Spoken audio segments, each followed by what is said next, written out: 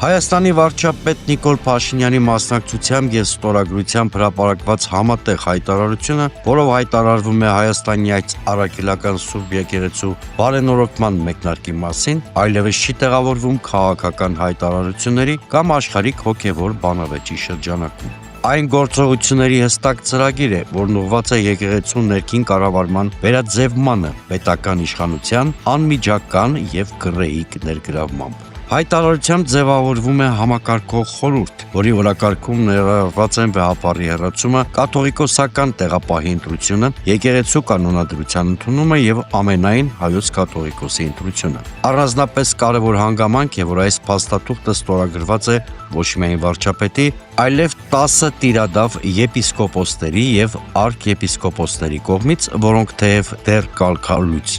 չեն կարող եկեղեցու անունից հանդես գալ նման բնույթի նախաձեռնություններով։ Այս համադրությունը գործընթացին տալիս է ոչ թե բարենորոգման, այլ բացահայտ քաղաքական միջամտության բնույթ։ Վարչապետի ստորագրությունը հայտարարության տակ այն վերածում է գործադիր իշխանության ուղղակի մասնակցությամբ նախաձեռնության, ինչը հակասում է Հայաստանի Սահմանադրության 17-րդ հոդվածին, որով ամրագրված է պետության և եկեղեցու տարանջատման սկզբունքը և պետական իշխանության միջամտության արգելքը եկեղեցու ներքին գործերին։ Բարենորոգումը իր բուն իմաստով ենթադրում է ներհոգևորական գործընթաց, կանոնական մարմինների դերակատարում և աշխարհիկ իշխանության չեզոքություն։ Տվյալ դեպքում, սակայն, գործ ունենք աշխարհիկ իշխանության նախաձեռնությամբ և քաղաքական հովանավորությամբ ձևավորվող կառույցի հետ, որի նպատակը եկեղեցու կառուցվածքի փոփոխությունն է։ Սա ինստիտուցիոնալ ճնշում է, ոչ բարեփոխում։ Փաշինյանի մասնակցությամբ այս համատեղ հայտարարությունը միաժամանակ բացահայտում է իշխանության մարտավարական վերադասավորումը։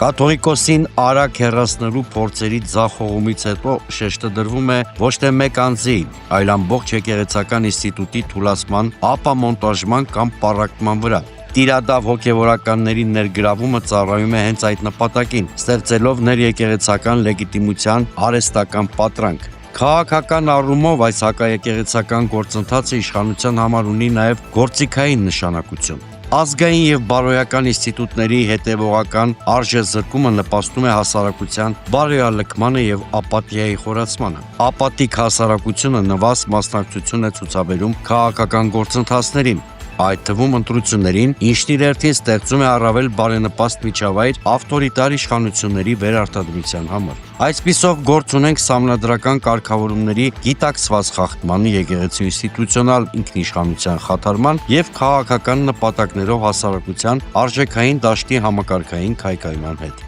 Եվ հենց այս համատեքստում է, որ վարչապետի ստորագրությունը դառնում է ոչ թե քաղաքական դիրքորոշում, այլ սահմանադրության դեմ ուղղված գործողություն։